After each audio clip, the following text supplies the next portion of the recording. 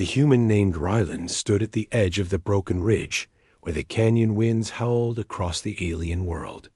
He braced a crude spear against one shoulder while watching the strange little creature huddled behind him. The creature trembled, its pale scales shimmering as it tried to mimic his upright posture. It made small chirps he did not yet understand, though he knew they carried fear. The child was alien, but fear was universal. Raylan had found her alone after the shuttle crash. Flames had carved a charred circle around the wreck, and the sky had filled with drifting sparks. He had pushed through the debris in search of survivors. Instead, he found only this small youngling curled under a bent hull plate. She was hurt and terrified, but alive. He had wrapped her in his jacket, lifted her carefully, and left the wreck before another explosion tore the shuttle apart. Since that moment, the youngling had followed him everywhere. She chirped when she was hungry. She hissed softly when she needed shelter. She leaned her head against his shoulder when the cold winds rose. And somehow he had become her guardian without intending it. Days passed as they trekked across the rocky plains toward the valley where he hoped rescue beacons might reach orbiting ships. Along the way he discovered the youngling's name scratched into a metal tag still hanging from her scaled wrist. It was a simple word in unfamiliar script. He read it aloud as best he could. Lumi. The child reacted by chirping brightly, so he kept using it. Lumi walked now beside him as the canyon winds grew louder. Ryland tightened his grip on the spear. The alien predators he had encountered before moved in shadows, blending with the rock. They hunted by silence and speed. He had fought one only 3 days earlier when it lunged from behind a boulder toward Lumi. He had barely survived the encounter. The scars along his arm throbbed even now beneath the bandage he had fashioned from shredded fabric. But he would not let another predator draw near. Across the ridge ahead, ancient stones rose from the ground like teeth. And beyond those stones lay the valley where the child's people were said to dwell. Lumi sensed their nearness. Her scales brightened, and she let out a soft trill that sounded almost hopeful. Rylan watched her and felt something shift in his chest. He had protected her only because no one else was there to do it. Yet somewhere along the journey, her safety had become a personal vow he carried with the weight of truth. He would deliver her back to her kind. He would see her safe, even if it meant walking into the territory of a species renowned for their fierce honor and even fiercer tempers. Lumi tugged at his sleeve and pointed toward the path that wound between the stone pillars. Rylan nodded and moved forward. Every step felt heavier as he neared the alien settlement. He had no idea how these people viewed humans. He had no idea what they would do when they found one of their young had been guarded by a stranger. He hoped they valued life the way he did. The pillars grew taller as they walked, each carved with swirling motifs that glowed faintly with embedded minerals. The path widened until it opened into a broad plateau surrounded by towering structures made of stone and metal fused together by techniques he could not understand. Alien figures emerged from the shadows, tall and regal with scaled armor that grew naturally across their bodies. Their luminous eyes locked on him at once. Raylan stopped and raised his hands to show he carried no weapon. Lumi darted from behind his legs and chirped loudly at the warriors. They stiffened in collective shock.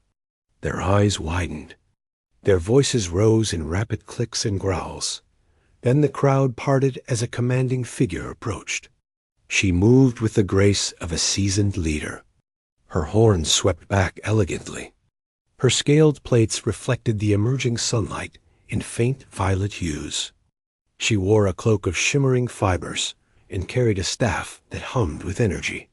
Her presence alone quieted all noise. Lumi squealed and ran forward. The tall figure knelt and gathered the child into her arms with trembling relief. Her voice softened as she murmured soothing sounds. Rylan understood at once. This was Lumi's mother.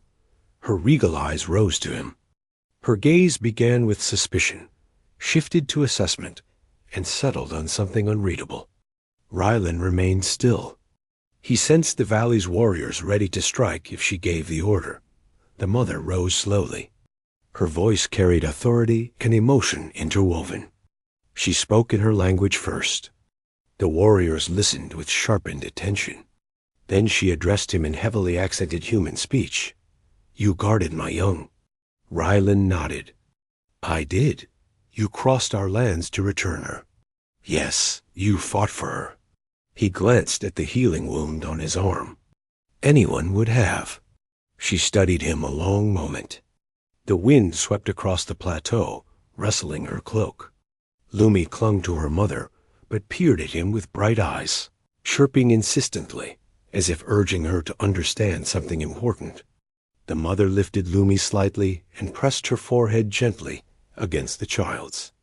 When she faced him again, the unreadable emotion in her gaze had crystallized into a fierce clarity. "In our culture," she said, "to guard one's young with your own life is the highest vow. To return a child unharmed is a bond that binds warrior to family. To stand against danger alone is an offering few can repay." Rylan nodded slowly. "I wasn't expecting anything in return. That is why the vow is stronger." The warriors murmured behind her. She raised her hand, and they fell silent. "I am Kara," she said, "leader of this valley, mother of Lumi, and under our law, a guardian who protects a child in such manner becomes claimed by the child's family. Their life becomes tied to ours. Their future becomes woven with ours. This is the way of our people." Rylan blinked. "Claimed. Yes, as in responsibility. As in more than that." Rylan looked at Lumi. The child chirped at him again, reaching out one tiny scaled hand. He found himself stepping closer without thinking. Kara watched with approval. The warriors watched with something like awe. Kara continued, "Lumi lives because of you. Her life is priceless. I owe a debt that cannot be repaid. In our ways, only one path honors such a bond." He swallowed. "And that is, you belong to my house now. My line claims you. I claim you." The words hit him like a physical force. Not hostile, not threatening, but absolute in meaning. Rylan took a slow breath. "What does that mean for me?" Kara stepped closer. The warriors tensed again, but she waved them off. She looked down at the spear he carried, at the torn jacket wrapped around her daughter, and at the tired lines on his face. Her voice grew gentler. "It means you are protected by us. It means you are part of this home. It means your battles are our battles. Your strength is our strength. And your choices will shape our future. It is an honor. It is also a responsibility. You become one of us." Rylan considered her words. He had survived the crash alone. He had been wandering a hostile world with no clear chance of rescue. And now he stood before a leader, offering him a place and a purpose. He glanced at Lumi again. The youngling gave a bright chirp and stretched her arms toward him. He reached out and touched her scaled hand gently. Ka'ira watched the gesture with a softened expression. "She trusts you. She chose you before I even arrived." He hesitated. "If I accept, will I be allowed to live peacefully here?" "Yes, more than allowed. Welcomed. And if I refuse?" Kara's expression did not darken, but the air around them seemed to shift. The warriors leaned forward slightly. "You saved Lumi. Refusal would shame us. It might cause conflict among my people. But more importantly, it would break her heart. She has already formed her bond. To tear it away would wound her deeply." He understood then that the bond was not just symbolic. It was emotional, real. He looked at Lumi once more. She chirped and reached for him again. He exhaled slowly. Then I accept. Kara placed her hand over her heart. You have chosen well.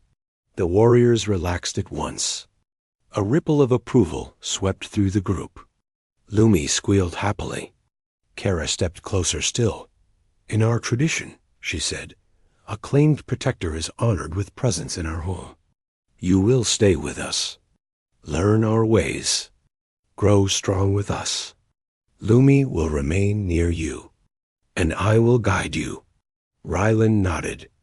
He felt the weight of the moment settle over him like a cloak. He had expected to deliver the child and leave.